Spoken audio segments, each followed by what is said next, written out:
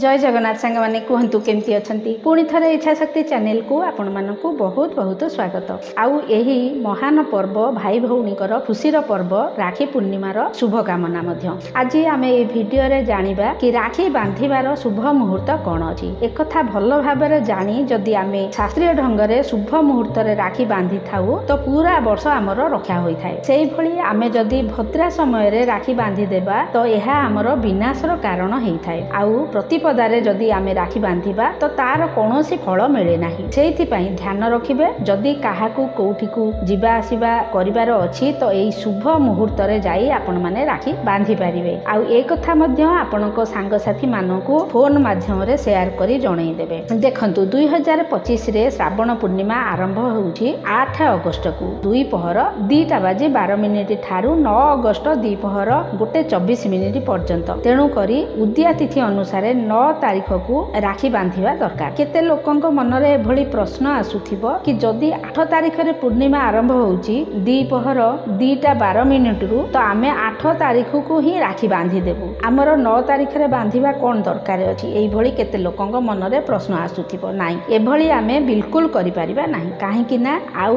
या भितर मध्य शास्त्र कुहे जे उद्या तिथि रे जो पूर्णिमा हुए सेही दिन ही रक्षा सूत्र बांधिबा दरकार। तेणु उद्या तिथि अनुसार 9 तारीख को पूर्णिमा पड़ुची। तेणु 9 तारीख को राखी बंधा जीव। आउरी गोटे कथा मध्य अछि कि जो पूर्णिमा जेते बेले आरंभ होइथाए तो तार अधा भागरे भद्रार जोग रहिथाए। आउ भद्रा काल रे रक्षा सूत्र बांधिबा द्वारा व्यक्तिर विनाश होइथाए। तार रक्षा हुए नाही, तार विनाश होइथाए। तो एही कारणरू मध्य 8 तारीख को राखी बांधि पारिबे नाही। एबे आसंतु 9 तारीख को जिबा तो 9 तारीख को भद्रार जोग बिल्कुल नाही। एई दिन सूर्य उदय ठारू 2:24 पर्यंत यार भितरे बा एई समय मध्यरे आपण केते बेले भी राखी बांधि पारिबे। यार भितरे सबु शुभ मुहूर्त आसी जाई थाए। केते बेले आउ थरे सुनंतु 9 तारीख सूर्योदय ठारू 2:24 भितरे 1:24 भितरे काहेकि कुआ जाउछि ना पूर्णिमा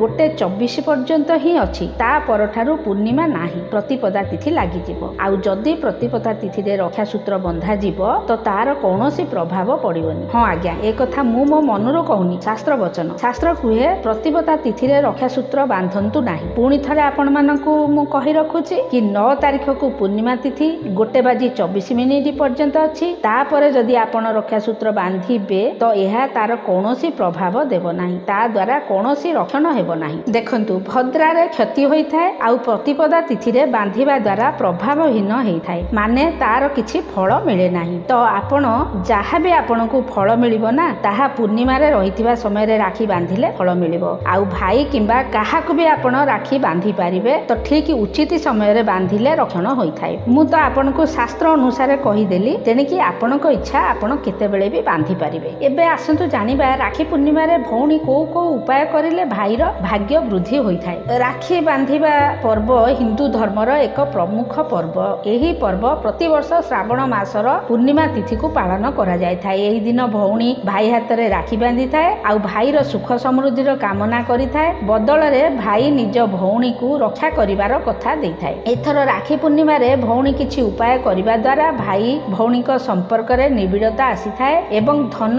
लाभर जोग मध्य खोली थाए। तेबे आसंतु कोन से उपाय ता विषय आमे आज जानिबा। 1 नंबर उपायटी हैला राखी पूर्णिमा रे भाई को राखी बांधिबा पूर्वरु भगवान गणेश को राखी बांधिबे, तापरे भाई को राखी बांधिबे। एमिति करिले भाई भौणी को भितरे भल पाइबा बढ़िबो एवं भाई भौणी संपर्क रे आसुथिबा सबु समस्या दूर होई जिवो। उपाय नंबर 2 रे अछि जदि आपण आपनको क्यारियर रे असुविधार सम्मुखीन होउछंती तो राखी पूर्णिमा दिन एही उपायटी करि पारिबे। राखी पूर्णिमा दिन प्रथमे मां लक्ष्मीकर विधि विधान रे पूजा अर्चना करंतु आउ तापरे कन्या को खीरी खुआंतु। खीरीर एही उपाय क्यारियर रे आसुथिबा बाधा को दूर करिथाए, ता सहित धनर लाभ मध्य होइथाए आउ धन धान्यर कमी मध्य होई न थाए। 3 नंबर उपायटी हैला सुख समृद्धि बढ़ी थाए। राखी पूर्णिमा दिन भौणी कौनसी गरीब किंबा जरूरतमंद को भोजन करांतु आउ गाई को घास खुआंतु, नाही तो कौनसी गोशाला को जाई किछि धन दान मध्य करि पारिबे। एपरि करिले 33 कोटी देवी देवतांकर आशीर्वाद प्राप्त होइथाए। 4 नंबर उपायटी हैला विघ्न दूर करिवो। भौणी जेतेबेले भाई को राखी बांधिबे सेतेबेले पूजा थाली रे फिटिकिरी मध्य रखि दियंतु। राखी बांधि ସାରିବା ପରେ ଫିଟିକିରିକୁ ଭାଇର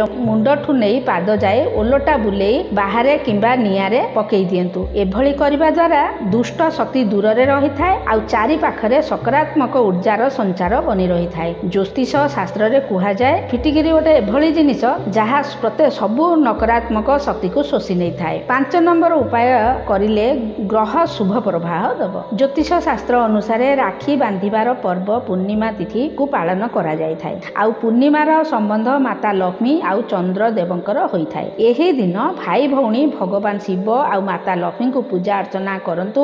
ଆଉ ସନ୍ଧ୍ୟାରେ ଚନ୍ଦ୍ରମାଙ୍କୁ ଜଳରେ କ୍ଷୀର ଆଉ ଅକ୍ଷତ ମିଶାଇ ଅର୍ଘ୍ୟ ଦିଅନ୍ତୁ। ଏପରି କରିବା ଦ୍ୱାରା ଗ୍ରହର ଶୁଭ ପ୍ରଭାବ ପ୍ରାପ୍ତ ହୋଇଥାଏ ଆଉ ଜୀବନରେ ତରକ୍କିର ମାର୍ଗ ମଧ୍ୟ ଦେଖା ଦେଇଥାଏ। 6 ନମ୍ବର ଉପାୟ ଦ୍ୱାରା ଧନ ଧାନ୍ୟର ବୃଦ୍ଧି ହୋଇଥାଏ। ରାକ୍ଷୀ ପୂର୍ଣ୍ଣିମାରେ ଲାଲ ରଙ୍ଗର ମାଟିରେ କଳସକୁ ଲାଲ କପଡ଼ାରେ ଢାଙ୍କି ଗୋଟିଏ ନଡ଼ିଆ ରଖିଦିଅନ୍ତୁ। ଆଉ ତାପରେ ଭାଇକୁ ରାକ୍ଷୀ ବାନ୍ଧନ୍ତୁ। ଆଉ ରାକ୍ଷୀ ବାନ୍ଧି ସାରିଲା ପରେ ସେଇ ଘଡ଼ିକୁ ବହୁଥିବା ଜଳରେ ପ୍ରବାହିତ କରିଦିଅନ୍ତୁ। ଆଉ ଏହା ସାଙ୍ଗରେ ଭଉଣୀ ଭଗବାନ ଗଣେଶଙ୍କର ଭାଇ ଭଉଣୀ ମିଶି ଭଗବାନ ଗଣେଶଙ୍କର ପୂଜା ଅର୍ଚ୍ଚନା କରନ୍ତୁ। ଏପରି କରିଲେ ସବୁ ବିଘ୍ନ ଦୂର ହୋଇଥାଏ। ଭାଇ ଭଉଣୀ ମଧ୍ୟରେ ଭଲ ପାଇବା ବଢ଼ିଥାଏ। ଭଗବାନ ଗଣେଶଙ୍କର ଆଶୀର୍ବାଦରୁ ଚାକିରି ଆଉ ବ୍ୟବସାୟରେ ଉନ୍ନତି ମଧ୍ୟ ହୋଇଥାଏ। 7 ନମ୍ବର ଉପାୟ କରିବା ଦ୍ୱାରା ମା ଲକ୍ଷ୍ମୀଙ୍କର କୃପା ମିଳିଥାଏ। ପୂର୍ଣ୍ଣିମା ବ୍ରତ ରଖିବା ସହିତ ମା ଲକ୍ଷ୍ମୀଙ୍କର ପୂଜା ଅର୍ଚ୍ଚନା କରନ୍ତୁ। ଆଉ କେଶର ଯୁକ୍ତ କ୍ଷୀରି ଭୋଗ ଲଗାନ୍ତୁ। ତାପରେ ମା ଲକ୍ଷ୍ମୀଙ୍କ ଆଗରେ ଭଉଣୀ ଭାଇଙ୍କୁ ରାକ୍ଷୀ ବାନ୍ଧନ୍ତୁ। ଆଉ କନକଧାରା ସ୍ରୋତ ମଧ୍ୟ ପାଠ କରନ୍ତୁ। ତାପରେ ଯଦି ପାରିବେ 8 ଜଣ ଛୋଟ ଛୋଟ କନ୍ୟାଙ୍କୁ ଡାକି କ୍ଷୀରି ପ୍ରସାଦ ବିତରଣ କରନ୍ତୁ। ଏଭଳି କରିଲେ ମା ଲକ୍ଷ୍ମୀଙ୍କର କୃପା ସର୍ବଦା ବନି ରହିଥାଏ। 8 ନମ୍ବର ଉପାୟଟି ହେଲା ହନୁମାନ ମନ୍ଦିରକୁ ଯାଇ କରିବେ ଏହି ଉପାୟଟି। ବୈଦିକ ଜ୍ୟୋତିଷ ଅନୁସାରେ ଯଦି ଆପଣ ଚାହିଁବେ କି ଆପଣ ଆଉ ଆପଣଙ୍କର ଭାଇଙ୍କ ଜୀବନରେ କୌଣସି ପ୍ରକାରର ବାଧାବିଘ୍ନ ନ ଆସୁ, ତେବେ ରାକ୍ଷୀ ପୂର୍ଣ୍ଣିମା ଦିନ ହନୁମାନ ମନ୍ଦିର ଯାଇ ବଜରଙ୍ଗବାଲୀଙ୍କୁ ରାକ୍ଷୀ ପିନ୍ଧାନ୍ତୁ। ନଡ଼ିଆ କିମ୍ବା ଲଡୁର ଭୋଗ ଲଗାନ୍ତୁ। ଆଉ ହନୁମାନ ଚାଳିଶା ସେଇଠାରେ ବସି ନିଶ୍ଚୟ ପାଠ କରନ୍ତୁ। ତ ଏହି ଉପାୟ ଗୁଡ଼ିକ ପୁରା ଆସ୍ଥା ଆଉ ବିଶ୍ୱାସର ସହିତ କରିବେ ତ ଦେଖିବେ ନିଶ୍ଚିନ୍ତ ଆପଣ ଶୁଭ ଫଳ ପାଇବେ। ତ ସାଙ୍ଗମାନେ ଭିଡ଼ିଓଟି ଆପଣମାନଙ୍କୁ କିପରି ଲାଗିଲା ନିଶ୍ଚୟ କମେଣ୍ଟରେ ଲେଖିବେ। ଆଉ ତା ସହିତ ଭିଡ଼ିଓଟିକୁ ଲାଇକ୍ କରି ଚ୍ୟାନେଲଟିକୁ ସବସ୍କ୍ରାଇବ୍ କରିଦେବେ। ଆପଣ ଭିଡ଼ିଓଟିକୁ ଲାଇକ୍ ଏବଂ ଚ୍ୟାନେଲକୁ ସବସ୍କ୍ରାଇବ୍ କରିବା ଦ୍ୱାରା ମୋର ପରିଶ୍ରମର ମୂଲ୍ୟ ମଧ୍ୟ ରହିଯିବ।